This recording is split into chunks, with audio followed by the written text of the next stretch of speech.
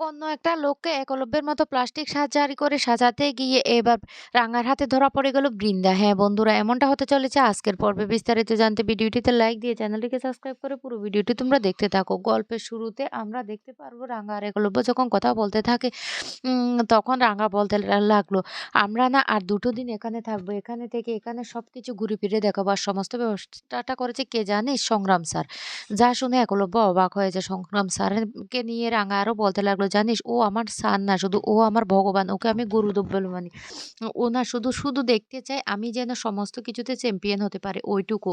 তার থেকে বেশি কিছু চায় না। একলব্য তখন অবাক হয়ে রাঙার দিকে তাকিয়ে থাকে। এদিকে দেখা যায় সত্যজিৎ সিনহা ফোন করে রাঙাকে আর বলতে লাগলো, "রাঙা তোমরা কোথায় আছো?" রাঙা তখন বলতে লাগলো, "এই তো আমরা এখন একটু ঘুরতে যাবো।" তখনই সত্যজিৎ সিনহা বলতে লাগলো, "না রাঙা তোমরা কোথাও ঘুরতে যাবে না।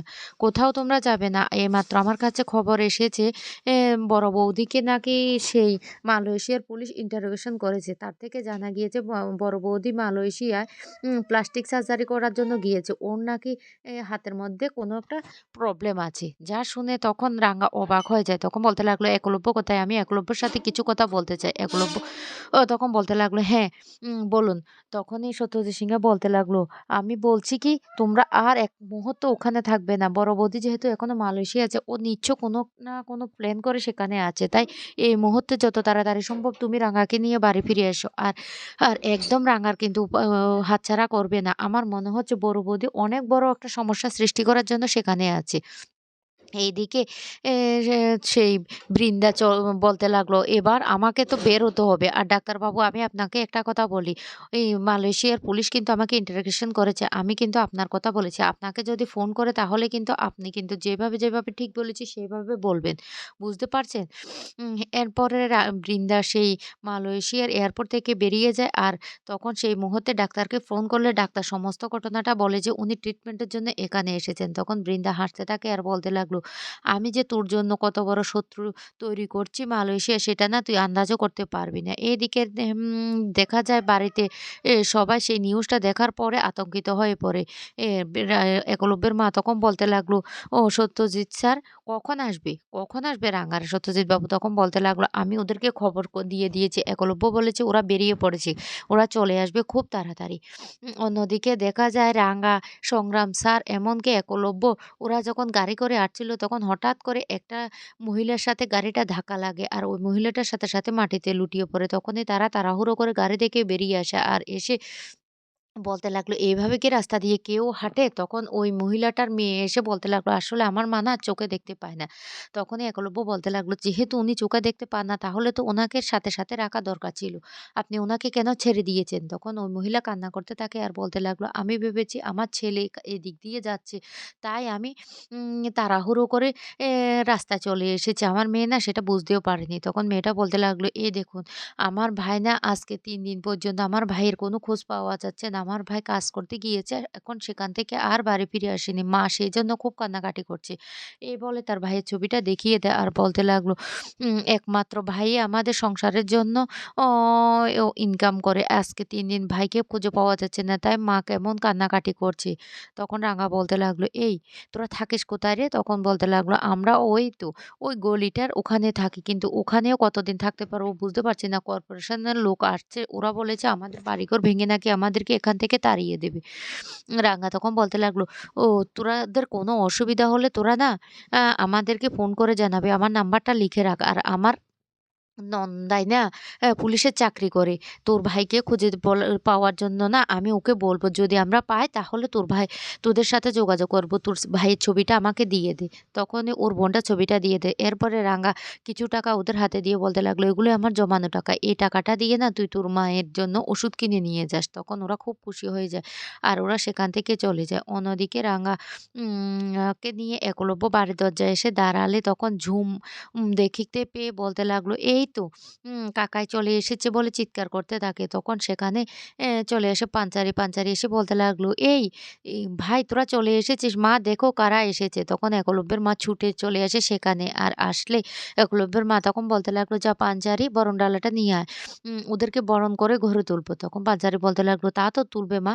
কারণ অদিতির বিয়ের দিন তো ভাই রাঙার মাথায় সিঁদুর পরিয়ে দিয়েছিল। আর তারপরে তো ওদেরকে একসাথে বরণ করা হয়নি। তাই আজকে বরণটা করে না।" এদিকে দেখা যায় ডাক্তার সেই বৃন্দার কথা অনুসারে ওই ছেলেটার প্লাস্টিক সার্জারি শুরু করে দেয়। আর পুরো ঠিক একলব্যের মতো সেই মুখটা করার চেষ্টা করতে থাকে। অন্যদিকে বৃন্দা চলে আসে শ্যামের কাছে। শ্যাম বৃন্দাকে দেখে বলতে লাগলো, "বৃন্দা তুমি চলে এসেছো?" বৃন্দা তখন বলতে লাগলো, "হ্যাঁ, আমি চলে এসেছি।" তখনই শ্যাম বলতে লাগলো, "কালকে না আমার ছেলেকে কোর্টে তোলা হবে। ওই মেয়েটা যদি একবার এসে কালকে সব বলে দেয় তাহলে আমার ছেলেটার জেল হয়ে যাবে। তাই ওই মেয়েটা যাতে কিছুতে সাক্ষী দিতে না পারে তার ব্যবস্থা তো করতে হবে।" বৃন্দা তখন বলতে লাগলো, "আরে তুমি একদম চিন্তা করো না শ্যাম। আমি কি এমনি মালয়েশিয়া ছিলাম? আমি না একটা ব্যবস্থা করে এসেছি। ওই মেয়েটা না আদালতে যেতেই পারবে না। কারণ রাঙার এত বড় শত্রু তৈরি করেছি যে রাঙা ওই শত্রুটাকে নিয়ে ব্যস্ত হয়ে পড়বে যে ওই মেয়েটাকে না আর আদালতে নিয়ে যেতে পারবে না। তুমি এ নিয়ে একদম চিন্তা করো না। রাঙা এবার শেষ হয়ে যাবে। রাঙাকে না একদম ধুলো মিশিয়ে দেব।" তখন শ্যাম খুব খুশি হয়ে যায়। অন্যদিকে একলব্যের মা বলতে লাগলো, "রাঙা এবার কিন্তু আমরা কিন্তু ধুমধাম করে একটা অনুষ্ঠানের আয়োজন করেছি। আর সেটা হবে তোদের জঙ্গলে। আর তোদের জঙ্গলের গ্রামে প্রত্যেক বৎসর এমন দিনে কি অনুষ্ঠান হয় তুই কি ভুলে গিয়েছিস?" রাঙা তখন মনে করতে পারে না। তখনই প্রমিতা বসু বলতে লাগলো, "সেখানে শত্রু বিনাশ নামে একটা অনুষ্ঠান হয় তুই ভুলে গেছিস? শত্রুর যে কাশপুতুলটা পোড়ানো হয়, প্রত্যেকবার তো তুই ওই পুতুলটাতে আগুন ধরিয়ে দিস।" একলব্য তখন বলতে লাগলো, "এবারও রাঙাই আগুনটা ধরিয়ে দেবে। আর একটা কথা বলি, রাঙার যে কটা দিন ছুটি আছে না, সে কটা দিন আমরা খুব এনজয় করব। খুব আনন্দের সাথে আমরা সবাই একসাথে কাটাবো।" আর তখন সেই মুহূর্তে বৃন্দা চলে আসে। বৃন্দাকে দেখে তো রেগে যায় প্রমিতা বসু। বৃন্দা তখন বলতে লাগলো, "কিরে তোরা সবাই কোথায় যাবি? ঘুরতে যাবি? আমাকে নিয়ে যাবি না?" রাঙা তখন বলতে লাগলো, "হ্যাঁ, তোরে কেন নিয়ে যাব না? তোকে নিয়ে যাব।" তখনই প্রমিতা বলতে লাগলো, "শুনো বৃন্দা তোমাকে একটা কথা বলি। ওই যে মালয়েশিয়ায় রাঙার উপর অ্যাটাকটা হয়েছিল সমস্ত কিছু কিন্তু তুমি বেশ ভালো করে জানো। আর এই কাজটার পিছনে যে তোমার হাত আছে সেটা আমরা বেশ ভালো করে জানি।" তখন বৃন্দা হেসে বলতে লাগলো, "মা আপনি এসব কি বলছেন? পুলিশ তো ইন্টারোগেশন করেছে। আর সেজন্য আপনারাই বাধ্য করেছেন পুলিশকে আমাকে হেনস্থা করার জন্য। কিন্তু কোনো প্রমাণ পেয়েছে? কোনো প্রমাণ পায়নি। তাহলে কেন শুধু আমাকে এভাবে মিথ্যে বদনাম দিচ্ছে?" তখন এই কথা শুনে এম মের অপরমিতা বসু বলতে লাগলো, "সবসময় হাসি মুখে যে মিথ্যে কথাটা বলতে পারে সে আর কেউ নয়। সে হলো একমাত্র তুমি বৃন্দা। তুমি ছাড়া আর কেউ এত বড় মিথ্যেটা বলতে পারে না।" তখন বৃন্দা বলতে লাগলো, "ঠিক আছে তাহলে আমিও যাবো তোদের সাথে।" এদিকে বৃন্দা আ ফোনে বলতে লাগলো, "শুনুন ডাক্তার আমি এত শত কথা বুঝি না। পুরো লোকটা যেন একলব্যের মতো হয় দেখতে।" তখন ডাক্তার বলতে লাগলো, "ঠিক আছে আমি চেষ্টা করছি।" বৃন্দা তখন বলতে লাগলো, "আপনার অ্যাকাউন্টে অলরেডি আমি টাকা পাঠিয়ে দিয়েছি।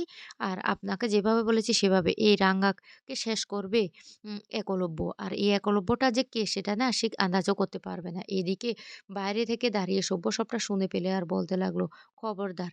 এটা তো রাঙাকে জানাতে হবে।" তখনই সব্য গিয়ে রাঙাকে সবটা জানিয়ে দেয়। রাঙা তখন বলতে লাগলো, "ও প্লাস্টিক সার্জারি করে বড় বৌদি এই প্ল্যানটা করার চেষ্টা করেছে? দেখ এবার বড় বৌদির খেলা না আমি কিভাবে পন্ড করি। তোরা একদম চিন্তা করবি না।